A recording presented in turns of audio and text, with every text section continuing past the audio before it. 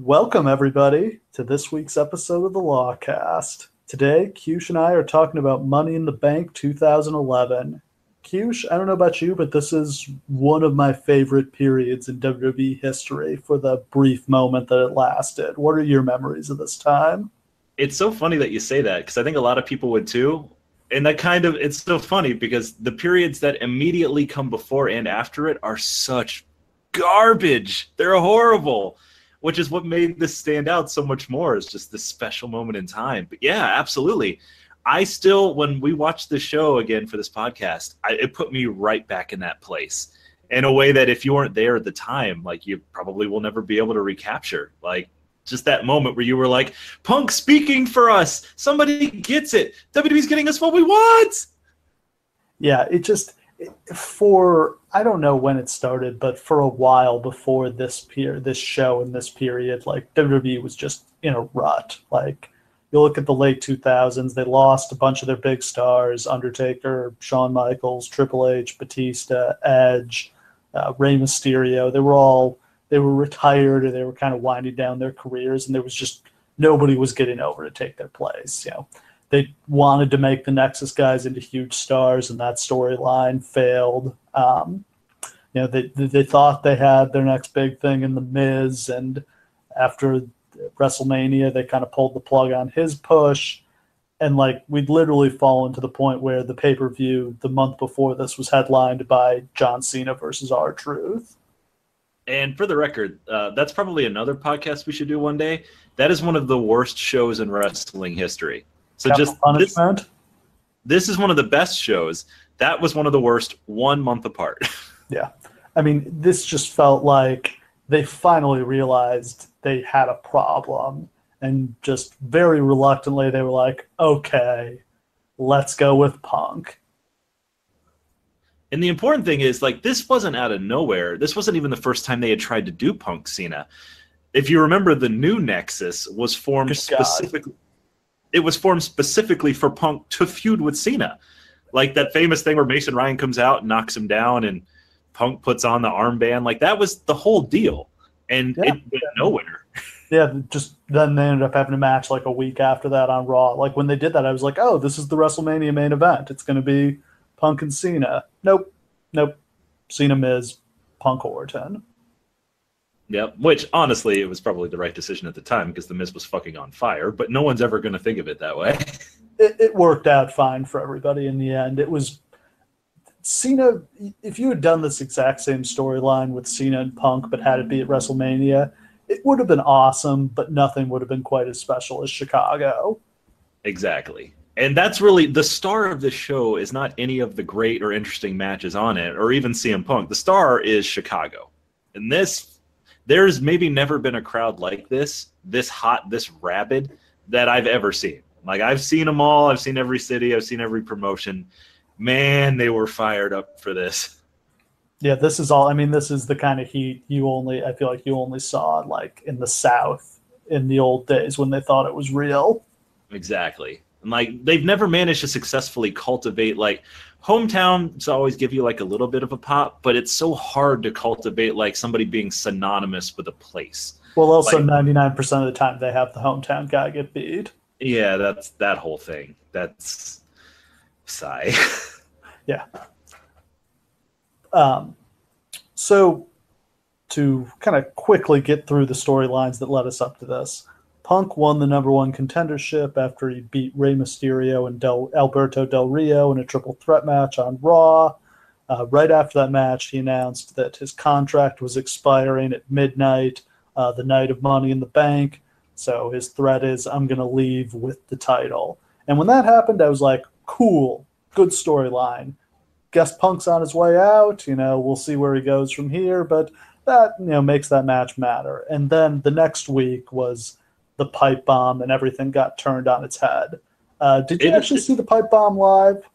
I saw the pipe bomb live, and it's important to point out, just for historical context, that everybody really did think Punk was leaving for real. Like, all of the news sources were posting, like, Punk and WWE have not come to terms, Punk's actually leaving, they're having him do this feud on the way out, blah, blah, blah. Like, it was common knowledge that he actually was leaving. And then the pipe bomb promo happened, and it started I saw it live, and like me and everyone else in America, like jaws on the floor, like, oh, it was things that no one ever got to say. Yeah.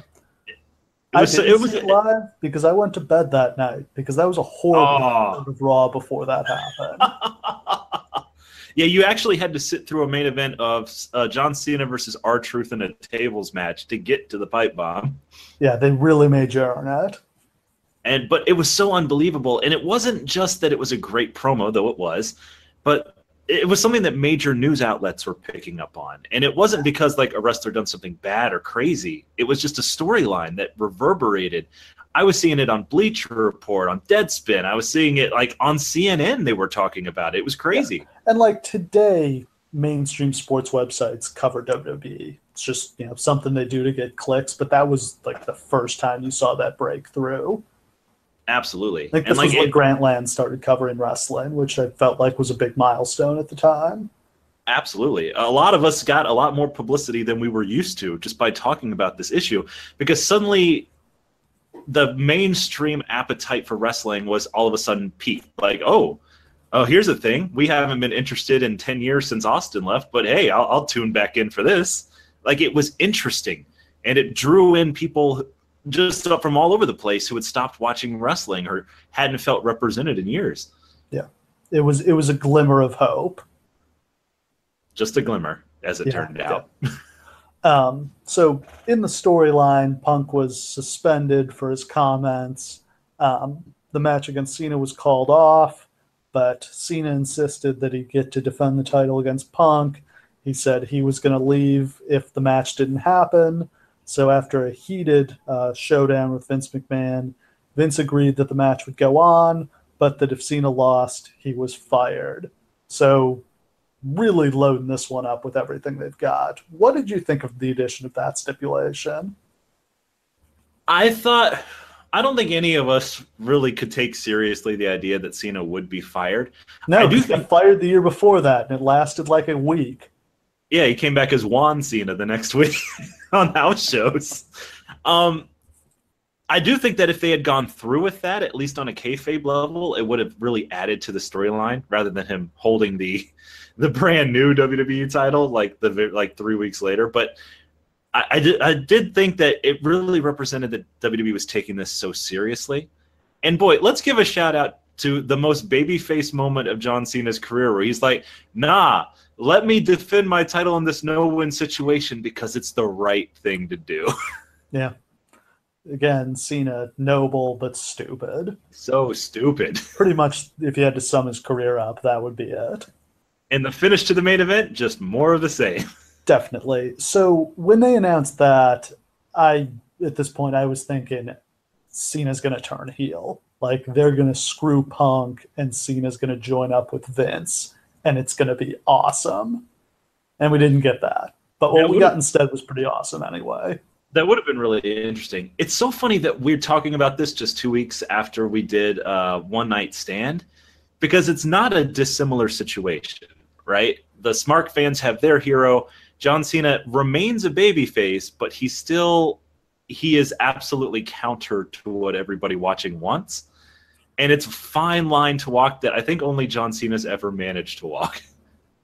This seems like the first time they'd really gone back to this kind of match since that One Night Stand, really. I mean, he'd wrestled other baby faces, but like this was the first time they were like, yes, he's going to get booed, and it's actually part of the story.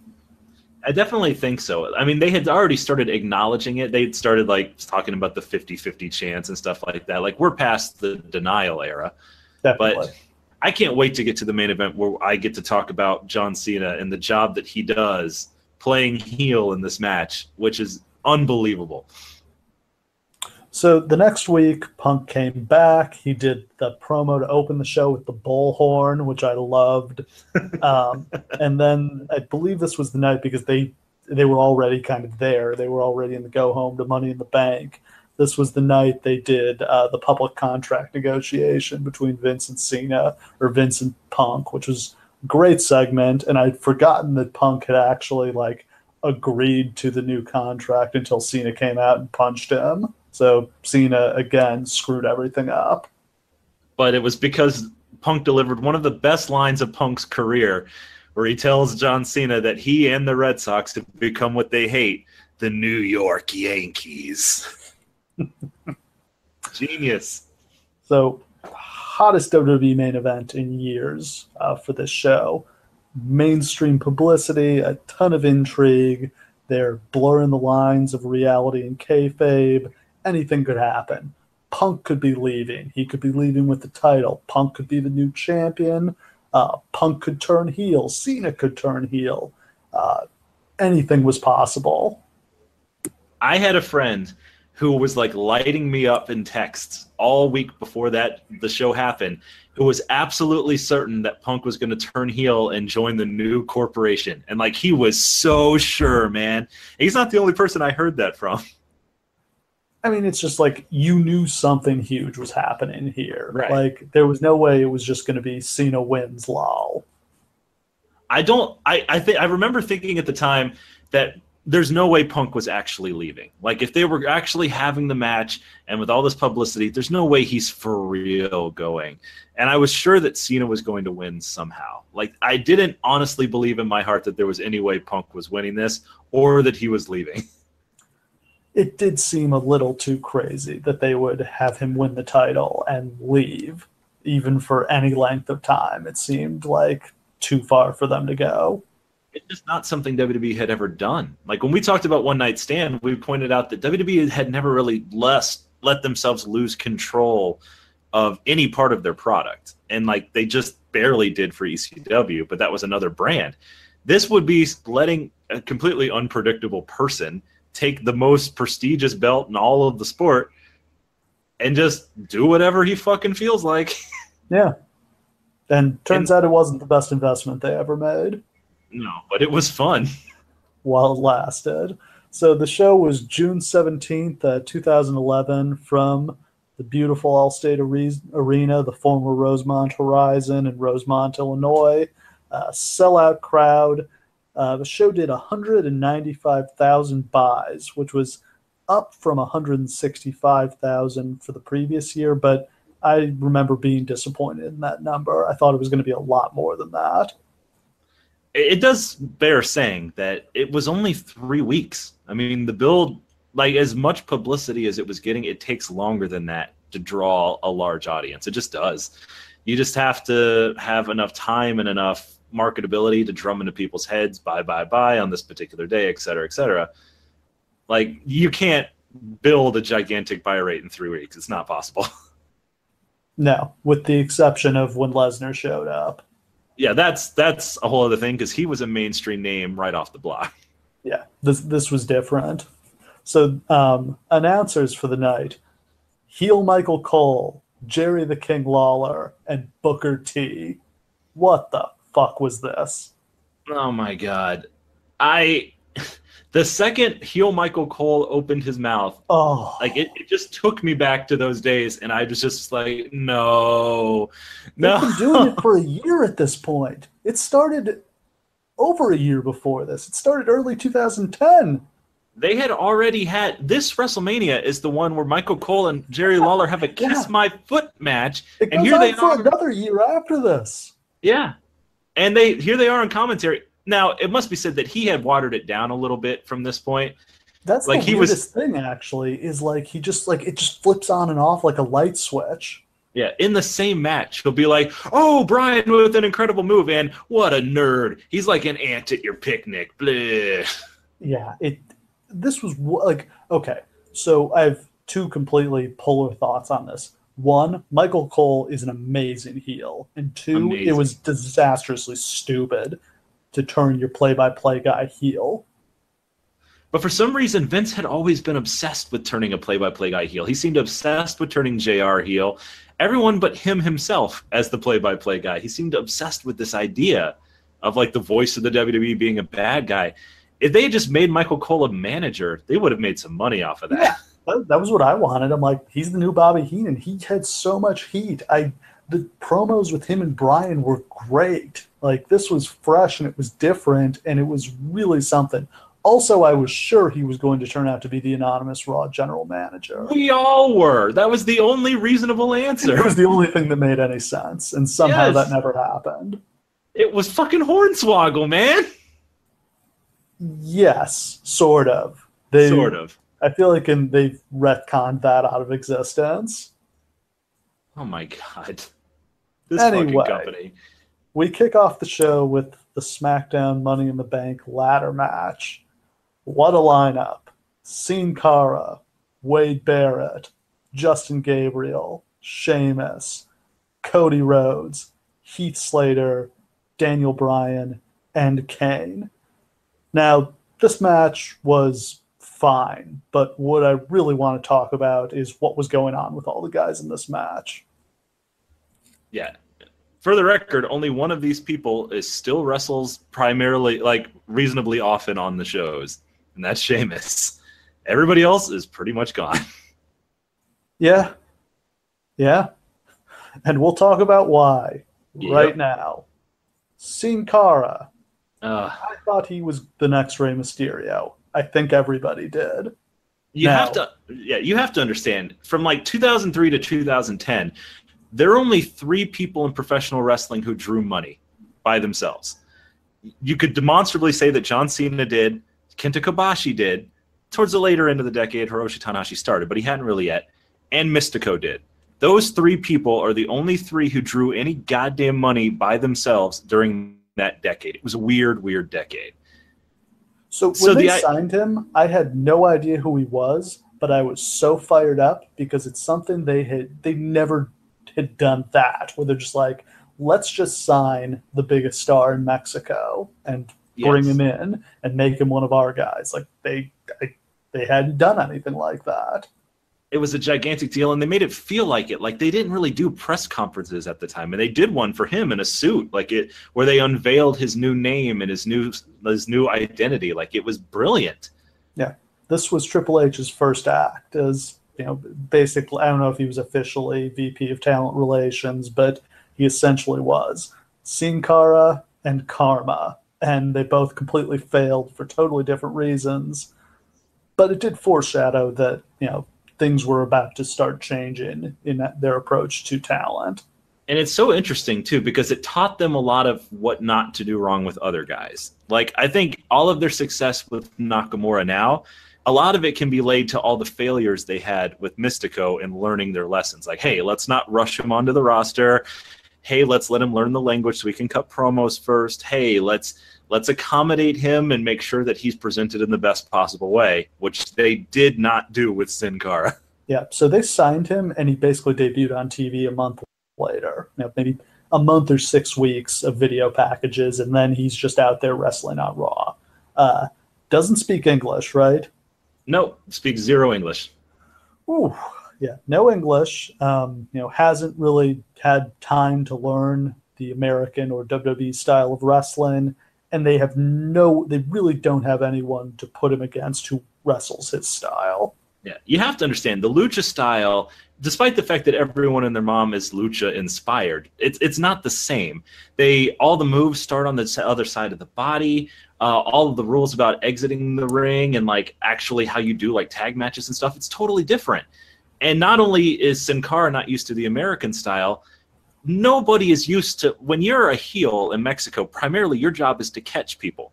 Like you catch the baby face, you have moves done to you, you are the stable base, which is why they're all generally big fat guys, that moves are done to.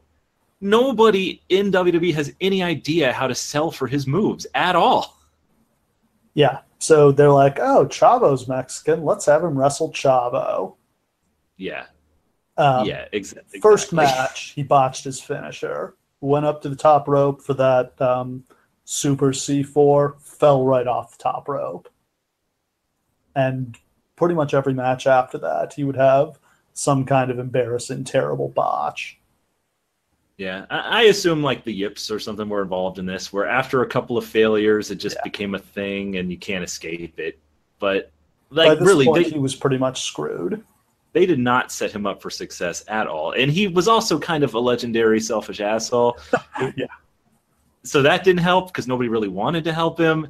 it blew up in their face really bad. But man, it was so exciting for a minute, where like he had the awesome entrance and the cool name and everything was great, and it just fell apart. Yeah. So before this match, he had failed a drug test. So Sheamus kills him off with a power bomb through a ladder. Yeah, you know that famous, hey, your push isn't working, kid, so you failed a drug test. Yeah. Remarkable how that happens.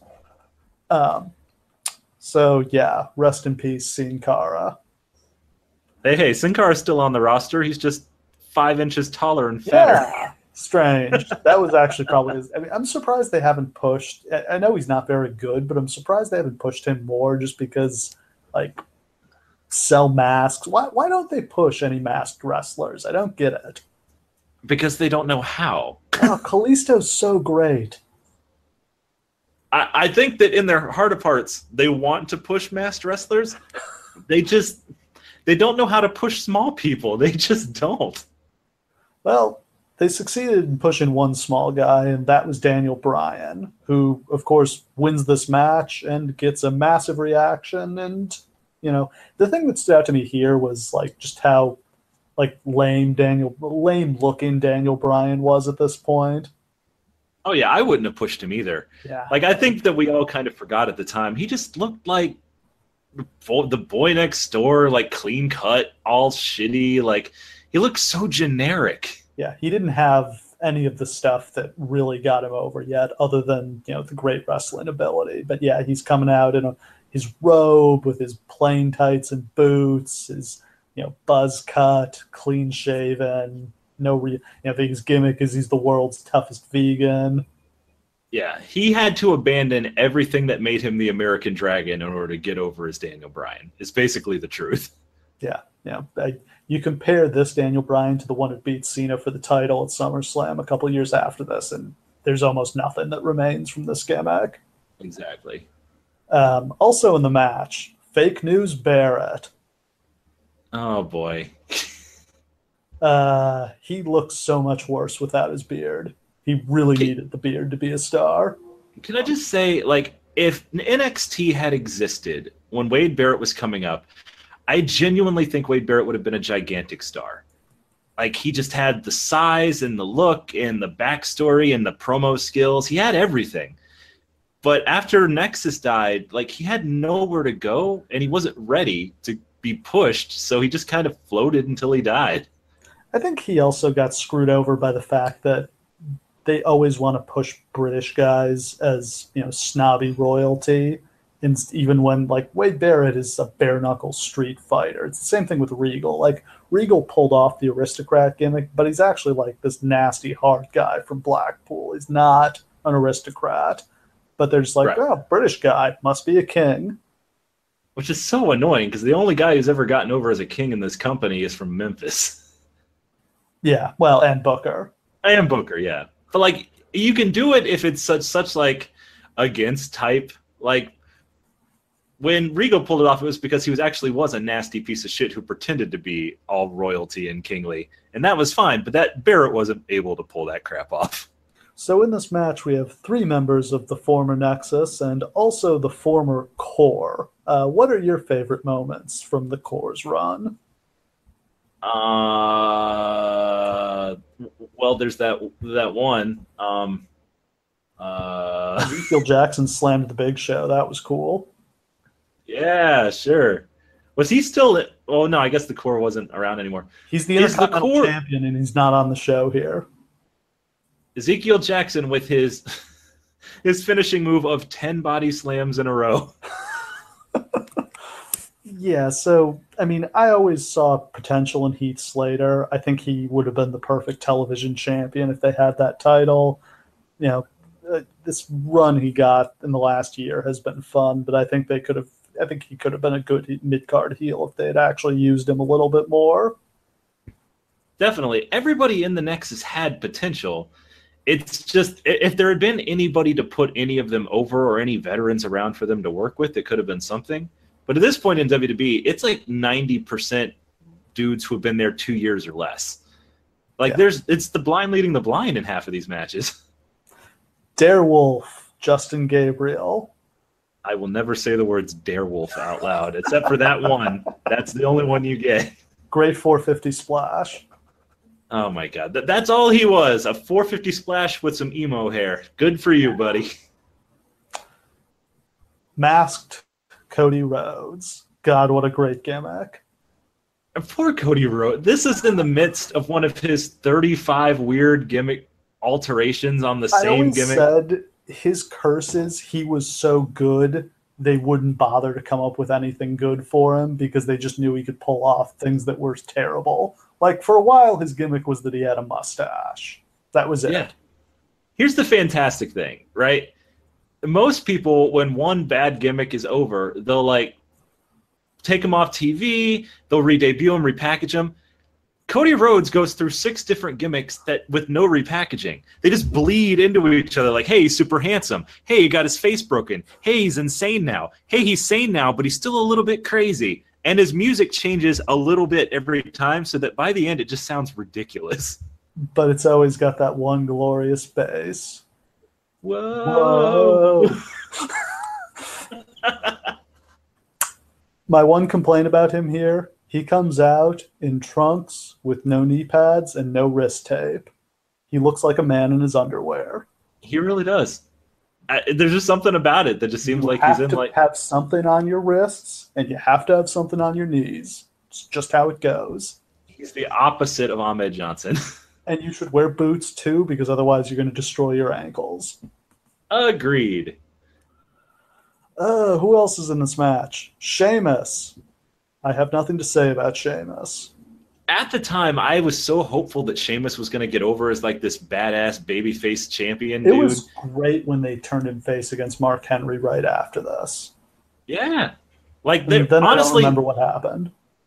Sheamus's career has been like 10 years of, hey, he's looking pretty great. Oh, wait, no, it sucks. Yeah, when he came back with the mohawk and the beard, and I was like, yes, we finally got him. And then he they became beat corporate him for 6 Sheamus. months and made him the world champion after that. It's one of those things where like his whole career is just going to be well, he was there. He was almost cool. Yeah, you'll just, for the next 20 years, you'll go back and watch old pay-per-views and be like, hey, he was pretty good. Yep. And Kane is in this match. Also, no thoughts on Kane. Yeah. There's really nothing to say. Daniel Bryan wins. It's a pretty good match. It was kind of long. It was over 25 minutes. Mostly notable for just the weirdness of the people involved and none of them really being over at this point. Not really, no. Yeah. Speaking of not next being up, over. Kelly versus Brie Bella. Yes, the Bellas were already around at this point, and they actually looked like each other. Yeah, it's so funny when you go back and look at it now, and after all the body changes that they made. And I don't mean like plastic surgery. I mean like obviously like Nikki has like lifted a lot of weight since this put on like period. 30 pounds of muscle and like 10 also, pounds of boobs. Gotten breast implants. But Yes. yeah. I don't remember what was going on. I don't know anything about this. They have a match that's not very good, and Kelly wins with a famouser. You have anything to say about this? Like, man, at this point in history, I went back and read some of my old reviews. I was trying so hard to defend Kelly, not because she was good, but because she was the only one that was trying. Like, this was a period in women's wrestling where, like, they were trotting out, like, models who actively didn't give a shit. Like, on their face, you could tell, like, I'm just here getting a paycheck. Whatever, Johnny Ace wants to fuck me. At least Kelly was trying, but God, there's no way she could have been good. They gave her nothing. No, I mean, when did she learn to wrestle? Like, she debuted with the company when she was 19, doing the expose thing in ECW. Like, so they taught her to wrestle, like, while they were touring? She never went to school. They taught her to wrestle while she was wrestling on the shows. She was literally getting training in between, like, Raws and SmackDowns and it's stuff. just like, oh, go hang out with Fit for a while. Exactly. Like, so the fact that she became essentially a competent wrestler in the face of all of that is a goddamn miracle. Like, she didn't do as well as Trish did, obviously, which is what she's trying to do. But man, like, Matt, like, she never would have made it in today's era, and it's hilarious to watch this and compare it to now. Oh my god! Because it just looks like shit. Yeah. But man, I don't fault her one bit. She did her damnedest. Now, you don't blame the person who's put in this situation. You blame the supposed professionals who are putting them in that situation. Fucking Johnny Ace, kiss my ass. Much better was the next match. Big Show versus Mark Henry, and I loved this. I love Mark Henry. I loved Hall of Pain Mark Henry. I love matches where big guys fight each other and do little guy stuff. Like, you hear this cliche all the time. It's like, oh, nobody wants to see a big man do little man moves. I'm like, yeah, they do. People want to see the Big Show get up on the top rope and jump off. Yeah, people want to see it sparingly. You don't want to see like somebody like Lance Hoyt who only does cruiserweight shit when he's 7 feet tall. You got to do it at the right time. But like when you do it, it's awesome. Yeah, I mean, these are two guys who were horribly used throughout their careers. And Mark Henry had terrible luck with injuries, because I remember first starting to notice he was getting good in like 2004, and then he missed, I swear, like the next 5 years with injuries. Yeah, just about. Do you know the storyline that was coming into this match? Henry broke Big Show and Kane, but I don't exactly remember how. Basically what it was Big Show was feuding with Alberto Del Rio, and he got really, really mad. And Mark Henry went to get into the ring for their match, and Big Show punched him in the face and embarrassed him, just knocked him out. And then for weeks after that, Big Show tried to apologize and be like, sorry, Mark, I didn't mean it. And Mark was like, no, man, fuck you. You don't do that to me. I'm Mark Henry. God, this run from Mark Henry was one of the best things in the last, like, 10 years of professional wrestling. Oh, he was so awesome. And the match that he would have with Orton and Hell in a Cell, was that this year? Oh, yeah, when he wins the title. Oh, it's so fucking awesome. loved that match. I think he actually won the title in September, didn't he? At Night of Champions. I think so, yeah. I think that was a great moment. The crowd popped huge for it. Bless him. He deserved every inch of that, for real. Yeah, a great story I've heard from around this time. Henry's doing a promo. He's talking about Rey Mysterio. He's like, I'm going to rip through his mask. I'm going to rip through his wig, and I'm going to get down to the white meat. Arn Anderson is backstage watching this and, like, drops his clipboard, jaw drops. When Mark Henry comes back, Arn tells him that's the best promo I've ever seen. And Nice. This is coming from one of the great promo guys of all time. That's some great shit. If he had ever managed to hold it together, man, he could have carried a show, He honestly. just always got hurt. I mean, they had to cut his title run short because he got hurt. He's just too damn big for his own good. Yeah. I mean, him and Show do all kinds of cool stuff. Henry's taking big bumps. Show comes off the middle rope. Henry's working on the knee. World's strongest slam. Show kicks out. Another world's strongest slam. 2 splashes. Henry wins. Really good 5-minute match. And then the finish, where Mark Henry is still so mad because he was slighted by the Big Show one time a month before that he just fucking puts his foot in a chair, splashes it off the top. Oh my God. And it looks vicious. It really does. Pillmanizer ever. Yeah. And that became like his thing for like a couple of months after that. He just started doing that to people. Ooh. Man, it's a real shame he couldn't stay healthy here. Yeah, there's nobody more credible than Mark Henry, really. There's never going to be. Yeah, no, there's no question. It's just like if he were motivated, he could kick the shit out of anybody. Oh, boy. And let's just take this moment, because I doubt we'll ever really get to talk about it again. Let's give a hats off to the fake retirement angle he pulled with John Cena. One of the greatest moments in wrestling history. I really wish that. I remember when he was feuding with Rusev and he was a face now. I was like, can they just redo the retirement angle? And like everybody knows where it's going, but he still goes through the whole thing. And like maybe they can even like follow him back through Gorilla and have it just go on and on before he finally turns on him. Like, I wish they had redone that. I think that would have been great. It's like whenever the salmon jacket comes out. Yes. Just every month, just a new babyface he tricks into falling for it. At the Hall of Fame, he gets inducted, and he's just like, I'm really done, guys. Psych! Boom!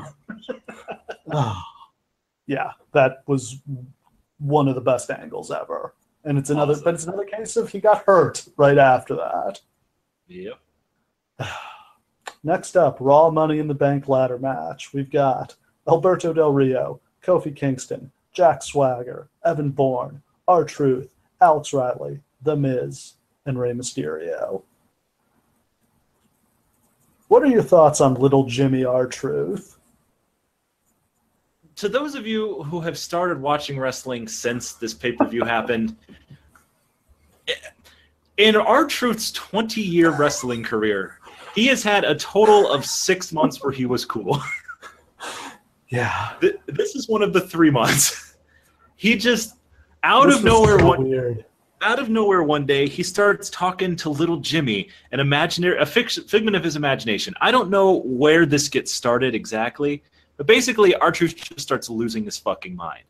He like the night after WrestleMania, he won like a gauntlet match to get a shot at the title, and then I think the next week, like John Morrison like baited him into doing a match with the title shot on the line by making fun of the fact that he was a smoker, and then like he lost the match, and then he beat the shit out of Morrison for literally like 10 minutes and like smoked a cigarette, which was really taboo.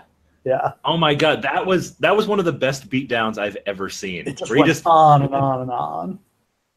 And like the announcers weren't talking the whole time during it; it was just silent while he just beat on John Morrison, and then smoking over his corpse. Yeah, like, and then I don't know, like a week after that, he comes out dressed as a Confederate soldier. Yeah, it's important to realize that a lot of people have done a lot of insane gimmicks in wrestling history. Very few of them felt as legitimate as this one did. I don't know whether Ron Killings really is a fucking crazy man in real life, but holy shit, does he portray the hell out of it for this month-long period of time. Yeah. And it gets over. Like, Little Jimmy signs were everywhere that month. I love the no music. Just, the truth has set me free, and silence. And he just looks insane, and he's just glaring at everybody. And he, like, in the middle of his matches, he would like start blaming Little Jimmy for distracting him because he couldn't get the pin. Like, it worked, man. It didn't last because there's no way. It's not that kind of gimmick. Yeah, it's going to turn into comedy. But for 3 weeks, it was legitimately the best thing on television. Yeah. Alex Riley had amazing theme music. The end. Yeah. Is a dickhead. There you go. I just loved how he retired for years, and then they brought him out of retirement to feud with Kevin Owens in NXT. It was so funny. Well, he was a commentator in NXT. Yeah. And I'm pretty sure, like, basically, like, his entire gimmick as a commentator was, like, heel Michael Cole. Like, shit on all the smart favorites and say that he was the real star. Like, he literally, like, would go on there and just tell everybody, like, oh, yeah, when I was a big star on top, you know, I was in the main event of WrestleMania, blah-bitty. Yeah. He was terrible. Yeah, he was awful. I have no idea what he was doing on the main roster at this point, or even employed by the company. What it does go to show between him and Virgil is that the servant/sidekick turning against his master kind of thing never doesn't work. Yeah, even it gets over. He'd only been working for Miz for like 3 months. Yeah, it literally got over. It got him over, and then he he fucked it up by Jack Swagger. Boy, they fucked that one up. That one was all WWE's fault. They pushed him to the title way too fast before he was ready. If you go back and watch ECW Jack Swagger, that's one of the most. I would have, at the time, I thought he was the most exciting up-and-coming heel since Kurt Angle. Like, he just had that kind of flair to him. And he was having some amazing lights-out matches with, like, Christian and Tommy Dreamer, and, like, he looked like the future. And now, I don't even understand what happened. Like, he's nothing now. I think Vince just treated him as a joke because of the lisp. It's just so stupid. Like, it's so clear that they had no confidence in him giving a promo just because of a goddamn lisp. And that's such a shame, man, because he had it. He had it big time. Yeah, no, he really should have panned out. Other than that, in this match, Rey Mysterio gets shit on by the crowd in Chicago. Don't know why. That's a common theme of all of our podcasts is everyone hates Rey It's the Mysterio. only shows where Rey Mysterio ever got booed. This is in the midst of Alberto's monster push. I've always loved the guy, and I always thought the character they gave him was a huge handicap. It was the kind of thing that got over really fast because it was such a naturally unlikable character. But I think there was much bigger money in him as just like a badass shoot fighting babyface, like basically a Mexican Goldberg. There was a moment where he was a babyface and he started being like the face of Japan, face of Mexico on SmackDown. Do you remember that? Where he was like the Mexican hero? Show. Yeah. And then, then the swagger thing. And it really worked. Like for like 3 or 4 months, like it was over and they started getting the Hispanic fans back and like they started seeing like a ratings bump from it. And then they just stopped, which was a shame because like that Alberto Del Rio, like I think there was money in that. Yeah. I mean, he's a lot like Orton, and it's just like he's so good. It never seemed like he was trying very hard. Agreed. I did point out to my wife while we were watching this, I wish Eddie had been alive to feud with him.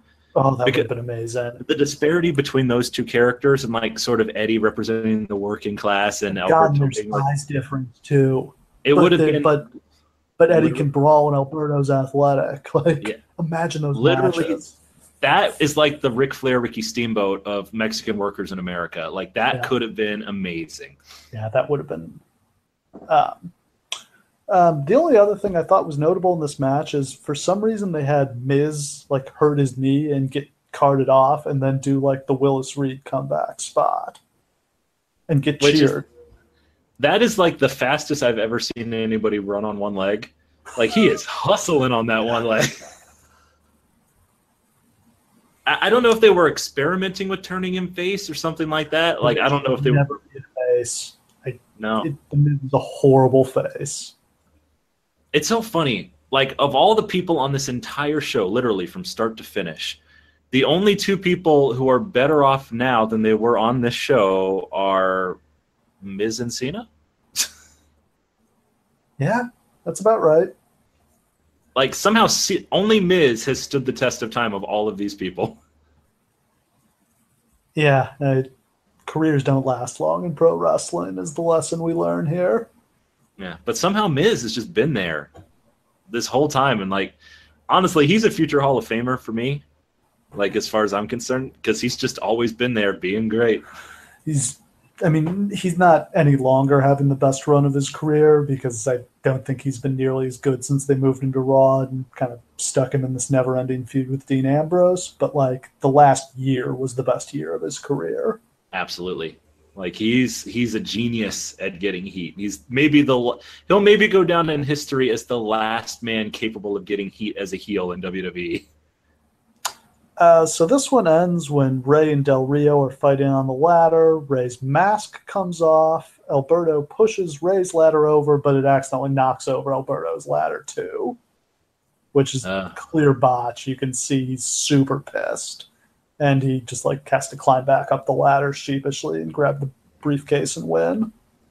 Yeah, this and that's the spot in the SmackDown one where they try to like put Heath on top of a ladder and throw him at somebody only to fuck it up. There were a couple rough botches in this match.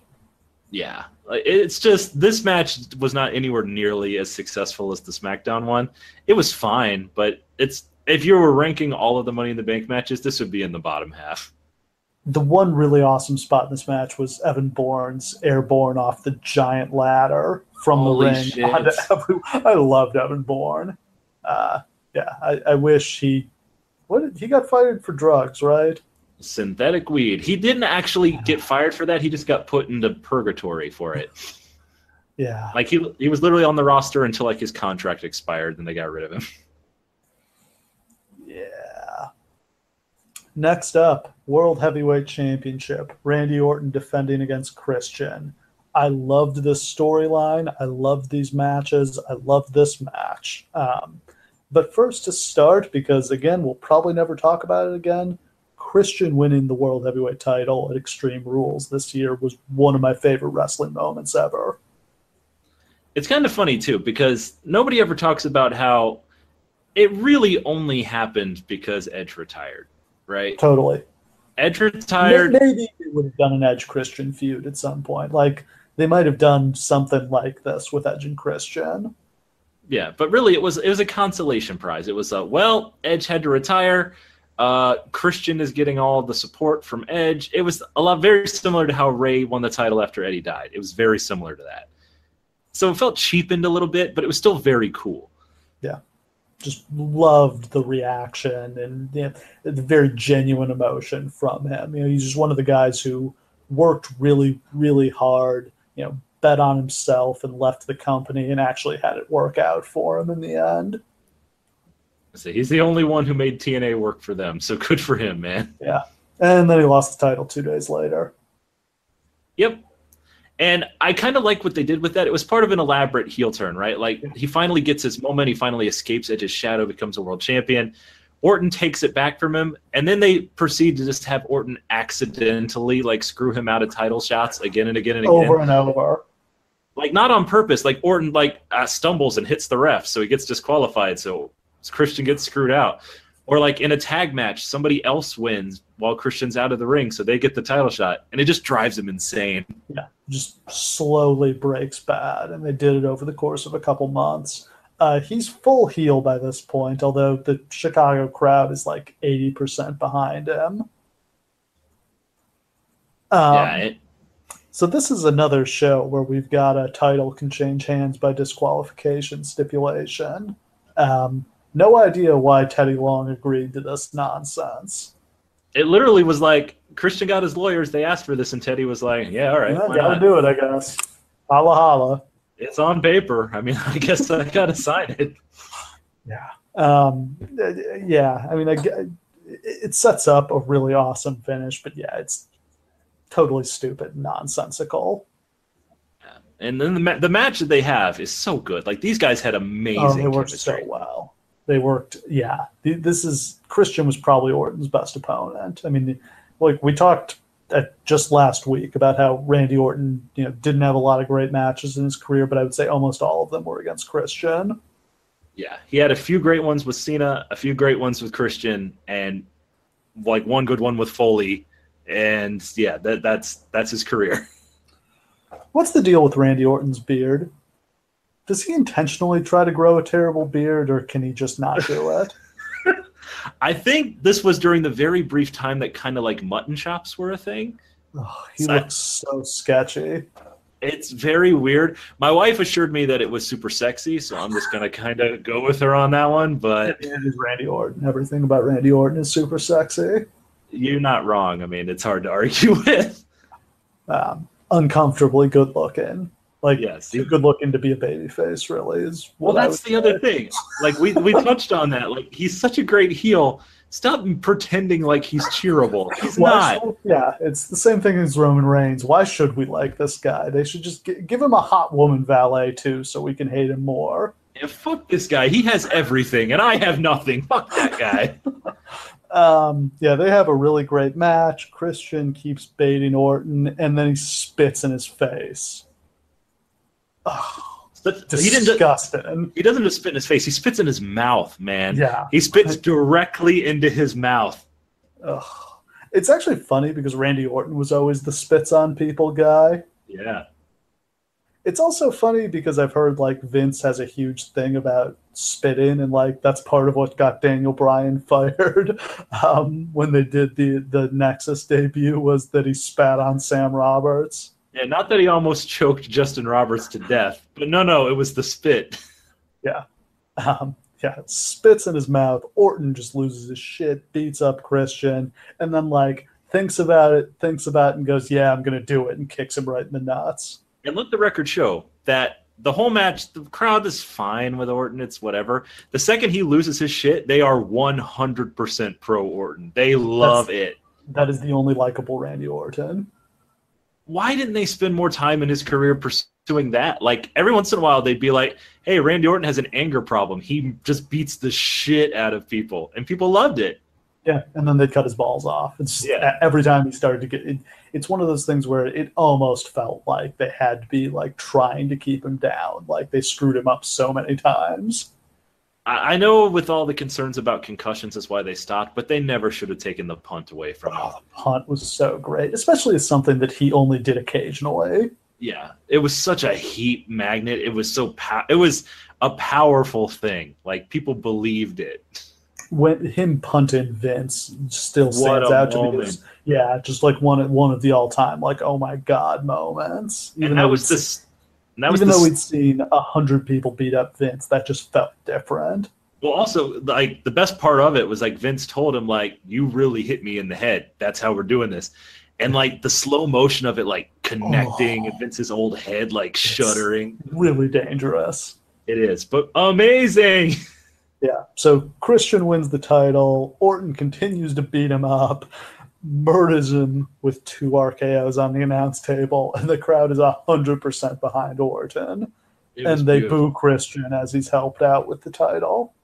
And that's how you turn heel in front of smart crowds. You make the babyface actually be cool. Yeah. It's like that time Roman killed Triple H and he was actually cheered for one night. Roman. All right, we're here. Main event time. Yes. John Cena versus CM Punk for the WWE World Heavyweight Championship. So Punk's contract is expiring. He's leaving with the title if he wins it. Cena's fired if he loses the title. The pop for Punk is top 10 all time. Oh my god, it's otherworldly. It's sustained, man. It just keeps getting louder and louder as he runs around the ring, and he keeps hyping them back up. But like they have saved all their energy on this show for this. I watch this clip all the time. I watch this entrance all the time. It is, yeah, it's magical, man. Like if you ever need to convince yourself, like it may be like falling out of wrestling or you're discouraged with or whatever, just watch this, man. You'll remember what it is when wrestling gets it right because it's just magic in the air. They're like 3 distinct pops. The first one when his music comes on, and I always have to go, oh yeah, he wasn't using cult personality yet. Right. And then the second one when the music quiets down and he does It's Clobbering Time. And then the third one when he gets up on the turnbuckle and yells best in the world. Man, and like just the swell, like you very rarely see a crowd where like the entire crowd thinks one thing, right? And like loudly is into it. And this is just one of those special moments where 14,000 people all think exactly the same thought, and it's fantastic. And then just so much heat for Cena's entrance. And that's what makes it even more special. It's not just one guy's beloved. This is the most beloved man you could possibly put in this match and the most hated man you could possibly put in this match together. That's why the crowd is so special here. I love that they brought up on commentary that Punk was one of the extras in Cena's entrance in Chicago at WrestleMania 22, which I don't think they had mentioned in the build-up to this. No, and that's a very cool detail, too. Like, that's how he got his first appearance ever in WWE, was riding on the car. Same build-in 6 years before this. So cool. And, they go at it. Punk gets him in the Anaconda Vice almost immediately, but Cena slips out. Cole brings up that Vince screwed Bret Hart at Survivor Series 97 to keep him from leaving the company with the title. Another great piece of the commentary was actually good here. It was terrible for most of the show. Booker pretty much just shut up. I do have one major gripe with it, which was that they continuously kept trying to sell us a version of events that was not actually happening. Like, it was clear that Vince was on commentary, like, remind him that Cena's the face. Remind him that Punk's a bad guy. Yeah. Like, and all the while, everyone at home is watching Punk get cheered wildly. Yeah, I mean, Punk had like 1 or 2 heel lines in the pipe bomb where he's like, yeah, you people who come up to me at the airport in the morning and try to get autographs from me. But at this point, after that, they really dropped any pretense that he was the heel. Yeah. So like basically Lawler is literally just here to be like, why are these people cheering Punk? Don't they know he's gonna leave them? Yeah, both guys slip out of finisher attempts. Cena goes through his signature spots. Crowd hates him. Uh, Punk turns the tide with a knee drop on Cena while he's hanging over the apron. They fight on the apron. Cena suplexes Punk to the floor, and then Cena just goes to town on Punk for the next couple minutes. I guess it's important to point out, like when you watch this match, and especially if you're divorced from the emotion of the moment, like if you didn't watch it at the time and you're just watching it for the first time, CM Punk does not wrestle this match very well, especially not for him. There's a lot of messy wrestling going on from him in this match. He blows a lot of spots. He does a crossbody, like springboard crossbody off the top where he lands right on Cena's knee, and it seems to legitimately fuck Cena up. And they kind of try to roll with it as part of the match, but Cena seems mad about it. Yeah. Then we get into finisher reversal Palooza. Cena goes for the AA. Punk lands on his feet. Punk goes for the GTS. Cena slips out. Punk hits his bulldog running knee combo. Springboard clothesline. Cena counters a kick with the STF. Punk makes the ropes. Cena rolls through a Punk crossbody. Goes for the AA. Punk counters with the GTS attempt. Cena counters into the STF. That was amazing. One of the best counters I have ever seen. Yeah. Punk rolls through the STF into the Anaconda Vice. Cena gets him up out of that and hits the AA for a really close 2 count. That's one of the best things about this match is that every near fall is like 2 and 19/20ths. Like it's amazing the timing that they have on that, because every single near fall that Cena puts on Punk, the crowd genuinely believes is it. Like they expect in their heart of hearts that Cena's winning this match. And the whole match just plays with those expectations.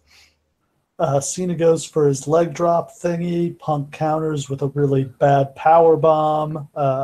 Cena hits a hangman. He follows up with the leg drop bulldog. Cena hits the AA. Punk kicks out once again.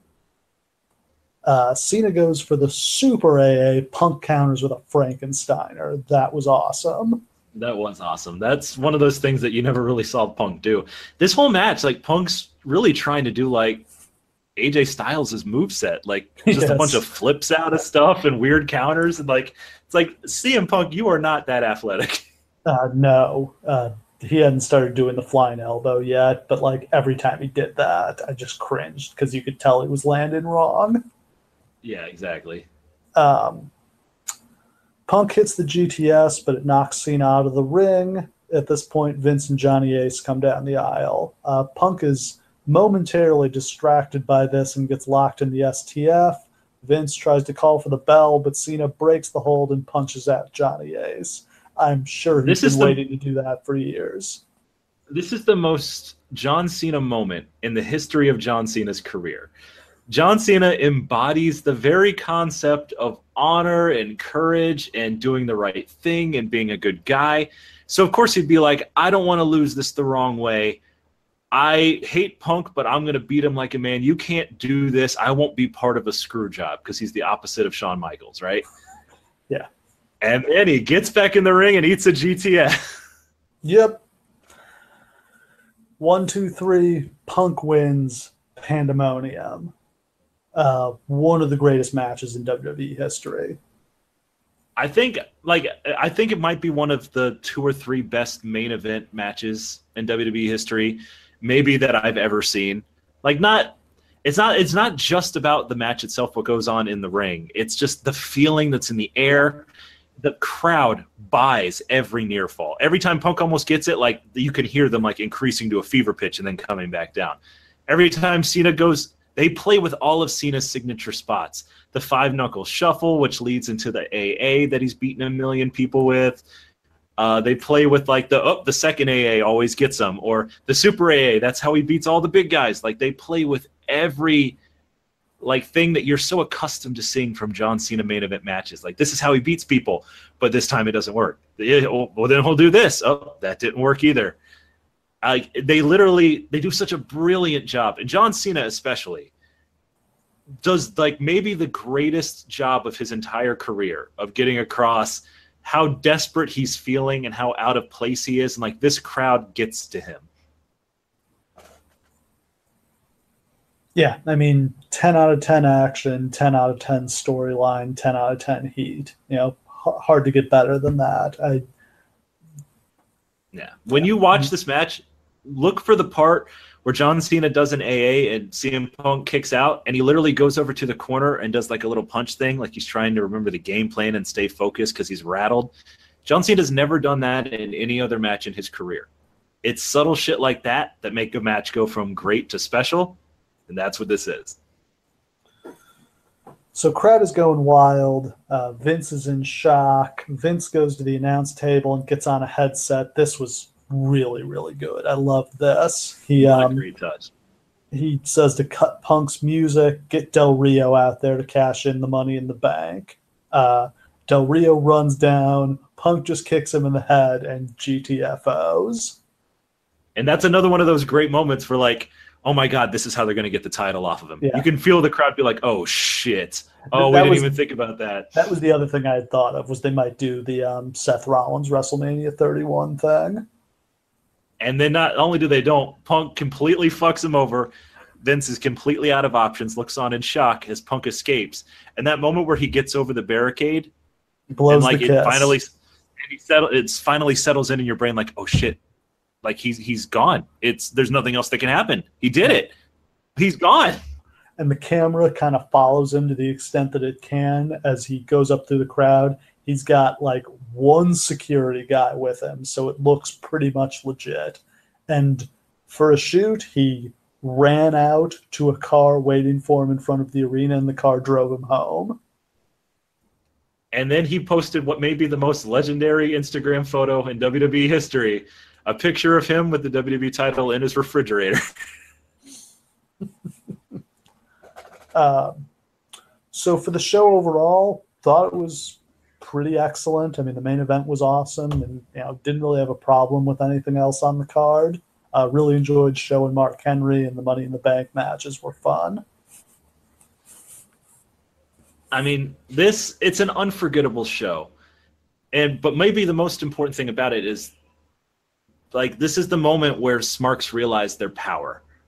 Like, not only do they get what they want, but I think that Daniel Bryan never gets the push that he gets if Smarks don't realize that they have the power to really dramatically alter the plan like they felt they did here. So, like, it's such a moment in time that I think colors everything that we've seen from not only the fans themselves, but the booking decision since then. Like, this was the first Smark favorite that really got that push and got to that spot.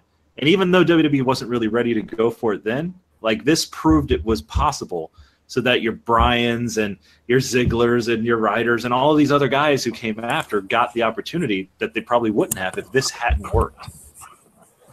Yeah, absolutely. And the thing is, I feel like about 6 months after this, you had Vince kind of feeling like, well, we made a big mistake giving everybody what they wanted, because 6 months after this, they've completely buried Zack Ryder. Yeah, and I think you're probably right, and that's probably why they were so tentative to go with Daniel Bryan in the beginning, is they were just like, nope, we tried that, it didn't work, everyone bailed on it. Because the second they turned Punk real babyface, everyone left the boat. Nobody cared anymore. Yeah, so that is the sad thing, is this was not only the high point, but this was almost like the last good part of this. Yeah, unfortunately. Like, there were things to enjoy in what would happen the next couple of months. There were cool moments here and there, but it was... Ultimately, it wouldn't even get really enjoyable again until Punk turned heel again at the end. And, like, his program with The Rock was pretty good, but honestly, like, it was what it was. Like, it was a special moment in time. It probably couldn't have lasted. I can't think, honestly, of what they could have done to fix it. No, I remember at the time trying to think of, like, what do you do with them? Like, they did one really cool thing where I think Triple H was at Comic-Con or something like that, and, like, Punk showed up and yelled at him. Right. Like they should have strung that out a lot longer. I wonder, like they had done that before. Like you remember when Matt Hardy was doing the Yeah. Lita, Matt Hardy and Edge Called in to thing. bite this, and yeah, did indie shows. Like that was my thing. Is like, what if they had actually let him wrestle on indie shows? He did make an appearance. Like he put over Gregory Irons at I think an AAW show in Chicago. Like he would show up places, but he couldn't be on camera. So literally, he just show up at places after the main event at indie shows and be like, "Hey, I'm CM Punk. What's up?" Yeah, I mean, it's like, what if he had been in the crowd at a Ring of Honor show? What if he had actually wrestled on some indie shows? Yes, I vividly remember too. During this summer, there was a Shimmer taping that I was at in Chicago, and every 5 seconds, I'm looking over to the door like, "Is CM Punk coming in? Is CM Punk coming in?" Yeah, that would have been perfect. I mean, I think, yeah, you needed, the problem is they didn't get social media yet. So what they probably needed was like him doing YouTube videos, just like cutting promo. What if he did YouTube videos where he reviewed Raw each week and just like shot on what he liked and didn't like about the show? Yeah, just fucking garbage, blah blah blah blah. Yeah. Like signed a Ring of Honor contract on his YouTube channel or something like that. And what would have been the right time to bring him back? Like at SummerSlam, like SummerSlam is like Cena and Mysterio or something, and after Cena wins, Punk shows up and fights with him. I think you have to wait longer than that. Yeah, Honestly, maybe October, football season. I think January, man. That's a long time. I don't know how you could have possibly pulled it off, but I just don't. I can't think of any entry point to bring him back. And if you do take Cena off TV, which they should have in order to sell up the storyline. Yeah, I mean, that's the problem is you're going to lose your top two guys. Yeah, who the fuck is on the show? We've already established there are no stars here. None. Like, you need Triple H to start. Triple H would have had to start wrestling again. And they already know, like we know this now, that they already knew that the main event of Survivor Series is Rock and Cena, right? Yeah. They have already decided that's the next WrestleMania, so that's going to be the main event of Survivor Series. So you can't wait it past like September. But there's nobody on the roster for him to face. There's no authority in place. I can't piece this together. Like, it's a booking quandary. They did not expect this to get over like this, and they weren't prepared for it. It's such a paradox because he gets over because the storyline is he's going to disappear, but you can't do anything with him when he's not around. Like, he heats up the product, and then he goes away. And it's not even like a Sting in WCW thing where you can have him show up and beat up people every week. Like, that would contradict the storyline. I honestly think, like, we know that Ring of Honor has a deal with WWE. The smartest possible thing I genuinely think would have been to have him wrestle in Ring of Honor for like a couple of months or something like that. That would have been cool. And then just bring him back. Like, all right, and what if he brought a stable of Ring of Honor guys with him when he came back? Yes, like the Colt Cabana and your Ace Steel and whatever. Yeah. Look, I'm just going to fantasy book. I will never do this again in the history of this podcast, I promise. But what if, like, the Royal Rumble winner comes out and they have the two champions out there for him to pick to face, and then Punk comes out and says, "You face me." Like, that's the kind of, like, magic moment that they needed to produce, and they needed time to produce. They just didn't have time or the people involved. Yeah, I mean, they were just like, well, we got to sell SummerSlam. What'll sell SummerSlam? Punk Cena 2. All right, let's get him back. What's Kevin Nash doing? Give him a call. Let's get Diesel. Before we get to that, do you remember that Vince got fired like the night after this? Yeah, this was when Triple H officially took over. Yeah, first time he was portrayed as the on-screen authority figure. And, like, that was a super emotional send-off for Vince. Like, it really felt like that was it. Because we had always been waiting for the kind of changing of the guard. And it was such a chaotic time that it was kind of believable. Like, oh, this is how they're going to do it. They're going to say that Vince failed in this, and now it's Triple H, and it's going to be Triple H from now on. Like, Vince is choking up, and Triple H is choking up, and the crowd is chanting, "Thank you, Vince." And then Vince is back like 2 months after that. But it's so funny that Vince can be such a heel one moment, and then the next moment we're all like, "Thanks, Vince! Oh my God, I love you!" Yeah. I will say they did. I remember a lot of cool things some inventive things they did in this era. Like, do you remember when everybody walked out on Triple H? Yes, that was Like, super cool. even the announcers take off their headphones and walk out. The camera guy puts down his camera, and the last shot is like just this sideways shot of Triple H from the ground because nobody's holding the camera.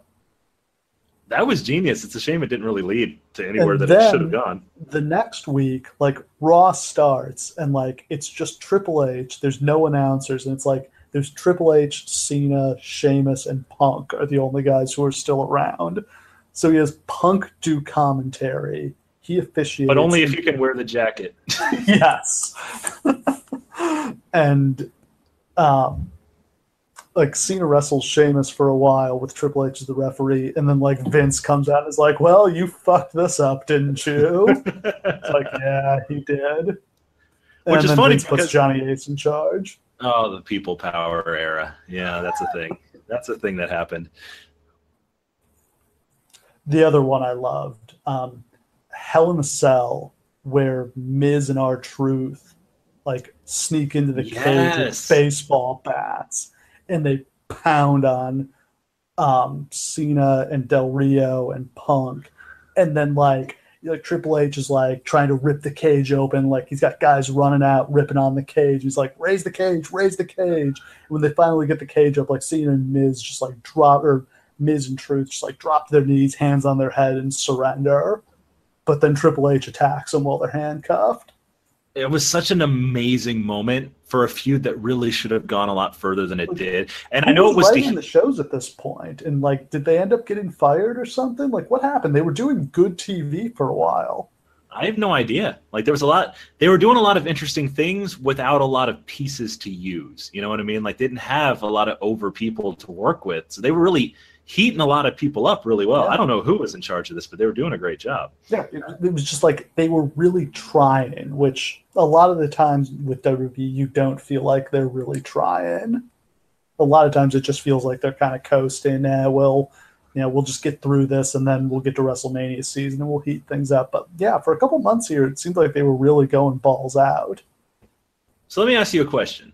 Like, there's a clearly that we're in a new era from what was like around this time. Do you feel like this is the start of that new era, or do you think it's not really until Bryan that kind of starts over? I think, yeah, it's probably, I think if we were truly going to say the new whatever that era was, it probably would be like when Bryan got the belt to WrestleMania 30. But this was sort of like how you could say the Attitude Era started at WrestleMania 14 or WrestleMania 13, or even like King of the Ring 96. Like, things don't change overnight. This was clearly the beginning of a real shift. So this is like the Austin Brett of the new era. That's probably right. It's a shame that the Austin of the new era didn't stick around to see it. No, I mean, his title run was good, hampered by the fact that they didn't really run with him, but I think also hampered by the fact that he's just not, CM Punk is not a good babyface. Let me just come right out and say this now. This is going to be a hot take that a lot of people aren't really going to like. CM Punk is really not that great. He's an amazing promo. He's a fabulous promo. We can talk him into the building all day. It's great. In the ring, he never really seemed to understand in WWE what he was or what he was trying to convey. Like, his style in the ring was always better as a heel, but like, his matches were never great except against Cena. And there are a lot. That's the thing. There are a lot for as much as we praised this match, the match they had on Raw before WrestleMania 29 was, in my opinion, probably even better. It didn't have the same line, but technically, I think it was a better match. Later in this year on pay-per-view, the one where he wears like the New York Yankees tights, I think that one's a better match too. Like, they had great chemistry, but like, the list of heels who Cena has their best match with them is long, and it doesn't make him special. Like, he had this one great, like, 1 month moment, and the rest of his career, I mean, in WWE is a bit of a wash, especially considering how much he was touted coming in. Like, I I'm not trying to shit on him because I know he's a lot of people's like favorite person and he spoke to them on a very emotional level, but goddamn, for all of that, he really didn't live up to the potential I think a lot of us thought he could. Yeah, but I think I blame the booking more than anything else. I think they had something here, but they couldn't figure out how to follow it up, and maybe they booked themselves into a. Here's one thing I would question: is this show and this storyline that much worse if he's not leaving after the match? If it's just a match, how important was that to this? I think it's hugely important. Honestly, I think that's the hook that convinces people that something real is happening. Even if he just does the pipe bomb promo. I think the pipe bomb promo gets over, but I think the pipe bomb promo helps you believe that he's leaving for real in a way, despite the fact that it's all kayfabe terms, obviously, but I think you have to have all of the elements involved or it doesn't work. Yeah, it's just I feel like you're in a corner when you do this where he's going to win the title and he's going to leave, because I just don't know how to follow that up. Because in the original Summer of Punk and Ring of Honor, it was he won the title and he still had like a month or two left on his contract, right? Exactly. And then he signs the WWE contract on top of the Ring of Honor belt, but you still have time to get a match out of him after that. You know what I mean? Like, yeah. It would have been like he wins the belt and is like, hey, I'm leaving in a month, Vince. Pick your best guy, see if he can beat me. And then that's the match instead of this. Yeah, it's a hard thing to follow up. And I think the way they ended up following it up was probably especially bad, particularly when they brought in Kevin Nash for no real reason. Oh, totally. They fucked this up bad, irredeemably. It's all WWE's fault. We can't lay the blame at anybody else's feet. Just the problem is, like, we can sit here all day, and I don't think we'll come up with a better way out of it.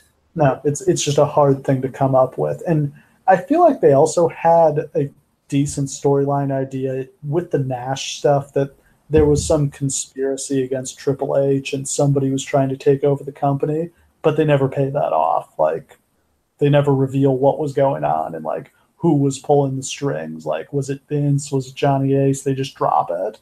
Yeah, it was probably supposed to be Kevin, but they just didn't have it in him. No, and he had I don't know, a heart problem or something. Yeah, he had a I don't want a job problem.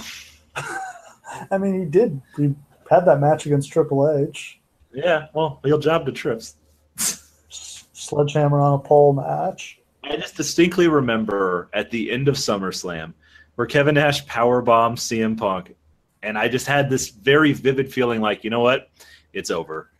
Like, everything we had going on, it's done, man. That was it. It's like, who better to kill the Smart Marks optimism than Kevin Nash? He's literally the Grim Reaper. I destroyed the undefeated streak, and I destroyed the Summer of Punk, you marks. Which, again, maybe would have been a fun storyline if Kevin Nash had been like 10 years younger. He should have won the title off of Bryan. Oh, just be the guy who always shows up to bury the Smarts. Oh, yeah. So, a great show. We'll always have this show. We'll try not to focus on how things ended up falling apart afterward.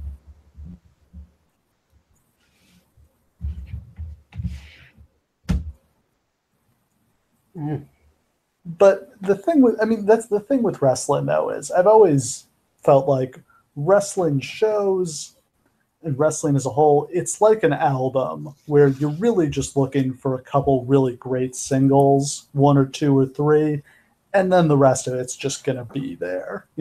We're in it for these couple moments. We understand 9 matches out of 10 are going to be forgettable. We're in it for that one, and this was one of those. And it's actually an important point, because while you guys are sitting around at home like thinking, man, this era of wrestling sucks, 10 years ago, 5 years ago, 20 years ago, it was so much better, blah, blah, blah. The point is that you're only remembering the moments like this. You'll never remember all of the times that Big Show wrestled Kane. You'll never remember all the midget matches and Super Porky and all of that shit. You're only going to remember the stuff that made an impact on you, and that's all the great stuff. So 5 years from now, you're going to love your memories of this time when AJ Styles roamed the earth and all of that great shit.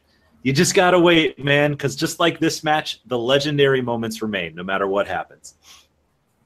Yeah, no, I think that does pretty much sum it up. Is we remember the really great stuff and we forget the other stuff, and that's just fine.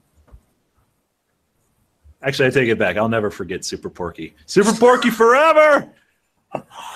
Oh, well, so I think that pretty much wraps us up for Money in the Bank 2011. And next week, we're going to get started on a project I'm really excited about. It's getting to be summer. The temperatures are rising. We're not too far from the biggest party of the summer.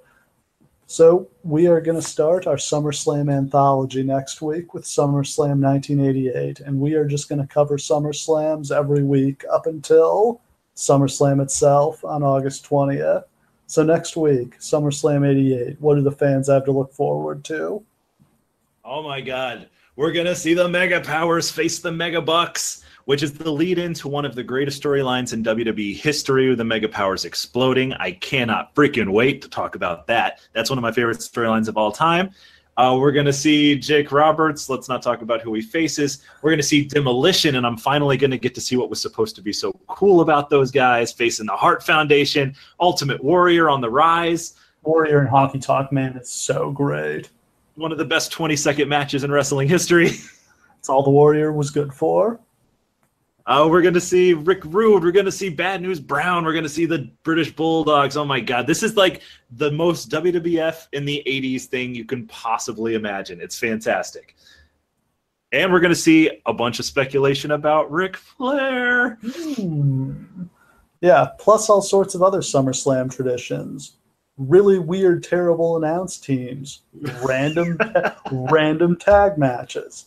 Guys having matches with guys they aren't feuding with. I have a theory that I'm going to lay down right now before we go through all of these years of SummerSlams. I'm going to guess there's only like 2 good SummerSlam main events in the whole 30-year run of SummerSlam. Oh, there's really, if you narrow it to the main events, because, Bret Hart was never in the main event. He always stole the show in the undercard. Yeah, I think, honestly, it's going to be like Hart Bulldog and Rock Brock. And I don't think there's another good main event ever. No, not particularly. Man, we're going to have a fucking fun one this time, if nothing else. Yeah, it's going to be a fun tour of history. Ooh, so I think that wraps us up for this week. Thanks for listening, everybody. Hope we see you again next week.